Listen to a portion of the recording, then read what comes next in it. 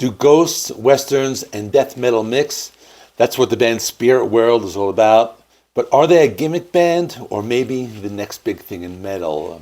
That's what we're going to talk about in today's video, as they just released a new album called Helldorado on March 21st, 2025 through Century Media. I'll be honest with you, this was not on my radar for bands to review this weekend. As a matter of fact, it was probably number 6 on albums that I wanted to review. But after I listened to it, I decided to bump it up to my first review of the weekend because I think this band has a lot going on and they could be the next big thing. All they need is the right marketing and promotion, and they could possibly be one of the next big names in metal. Maybe they could reach the same level of popularity as another band that has the word spirit as a prefix in their name. Now it's time for me to go into the history portion of this video, then I'll get more into the new album. The band was founded by Stu Folsom in Las Vegas in 2017, so they are a fairly new band. His idea was to create a band with a unique sound that defied genres. He was also a fan of westerns and horror, and he wanted to incorporate that into this new band. Their early sound was a combination of country and punk, but that eventually evolved into death metal and thrash as well. But here's something interesting. Stu was not only a musician, he was also a writer. So he wrote these horror-themed western stories, and this led to their debut album called Pagan Rhythms in 2020. He also self-published a book called Godlessness. Then in 2022, the band released a second album called Death Western. This was the first time I listened to the band. I remember I did a short review of it back in the day, and I remember it had a very unique sound. The album continued the story of Stu's book. Now it's time for them to release the third album, Helldorado. This album shows the band's evolution of their sound and has a few guests, such as Zach Blair from Rise Against, Sagawakoka, I'm not sure if I'm pronouncing that correctly, but he goes by the name Black Braid. He's a black metal musician, and Frederick Leclerc from the band Creator. Helldorado also continues the story, it goes beyond the book's cliffhanger. This new album, Helldorado, has some experimentation, and I'll be talking about that throughout the songs. Even the critics call this album more adventurous and dynamic. And it's also a short album. It's just 10 songs. The entire album is only 28 minutes long. The opening track is called Abilene Grime. This one has that country western sound mixed with a little bit of punk rock. I was expecting more of a thrasher, but it sounded more alternative. I didn't think it was too bad because it had that western sound the band is known for. And also had some of that spooky and dark sounds. But after the first few minutes, they play a guitar riff. It sounds like something you would hear on a Slayer album sometime around like the late 80s.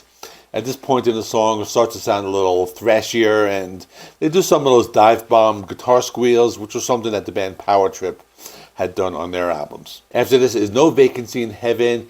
This one also has a very Slayer-esque guitar riff in the intro, and the song sounds more like I remembered from their last album. It was very fast and heavy.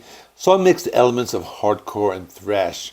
The vocals are very harsh, but you can understand the lyrics if you're interested in following the story. So far, I'm 2 tracks into the album. They haven't really done anything much different than what I was expecting. Out of the first 2 songs, I thought this was the stronger track, even though it's hard not to make those Slayer comparisons.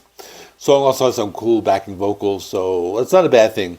Song is also 3 minutes and 48 seconds long, and the second longest song on the album. So that kind of tells you how short these songs are. The third track is Western Stars in the Apocalypse. This one also had a similar sound to the previous track. I thought the pace was a little slower. They continued with their thrash and hardcore sound. Also one of the shorter songs. It was a good one and had lots of those chugging guitars. Now it's time for the fourth track. It's called Bird Song of Death. I don't know if you noticed this, but metal bands have a tendency to do something different on track number 4. This spot is usually reserved for power ballads, but this one is weirder than that. It sounds like a country western punk rock type of song. It's devoid of any thrash or metal. It has acoustic guitars. Sounds like a combination of country western and something like Hank Williams III or a punk band. For me, it was okay. I can see how some fans might not like it, as it's really out there. It doesn't seem to fit the album, but you have to listen to it to make this determination. Then there's the next song, Prayer Lips. If you remembered, that I said bands like to put ballads as track number 4. Well, they put it as number 5. This one's really out there. It's a love song with acoustic guitars and saxophone, and kind of sounds out of place for this type of album, but it's just there. Now on track number 6, they decide to bring back the thrash with Waiting on the Reaper. This is the death thrash sound I remember. This one thrashes as hard as anything you would hear from a modern thrash band like the aforementioned Power Trip. It has lots of fast-paced drumming and galloping guitars. And they have these cool guitar riffs that are reminiscent of the aforementioned Big Four thrash band that I keep mentioning and comparing them to. I would even go as far as to say is that it's the best song on the album, and they really bring back that sound they're known for. Oh yeah, before I mentioned there was a song that was the second longest song. Well, this is the longest one at 4 minutes and 2 seconds. After this is Oblivion, and if you're not paying attention, you might think it's a continuation of the last song. That's what happened to me as I was enjoying the last song so much that I got lost in the music and I didn't notice that a new song had started. It's another awesome song. It seems like they were saving the best songs for the second half of the album, as this one is awesome. It has a few sections where you hear some of that isolated bass guitar, you hear some isolated drum fills. It has some of those death metal vocals that were oddly absent from the first part of the album. It's another really good song. After this is a song called Cleansing. I look at the song's runtime, I see 1 minute, 43 seconds. I'm expecting something weird. That's what I got. It's an instrumental, has a mix of that cowboy music and some of that thrash, as well as some movie soundtrack music. I don't know, it was weird. We now have 2 more songs left on the album, and the penultimate song is Stigmata Scars. It's one of the thrashers, also one of the better songs on the album. I would say it's more hardcore than death or thrash, but still very good. It has some killer riffs. It was another good one, has lots of speed and aggression. There was part of the song that reminded me of an old Anthrax song, and I think it's from the album Among the Living. I couldn't place it. If you know, let us know in the comments. The last song is called Annihilism. It's in all caps for some reason. They decided to end the album with one of those weird acoustic country rock songs. I hate to say it, but it sounds like something you would hear on a Kid Rock album. I get they want to be a country metal band, but I think they went too much in a country direction for sure. For this one, I could see metalheads cringing when they hear this, but for me personally, it wasn't too bad. So in conclusion, it's an album that has a few tracks that are very experimental. They stray from that core thrash sound. So it might ruin the album for some fans who are expecting a thrash album, and I get that. But for me, there were songs that are still good. I thought the second half of the album was better than the first.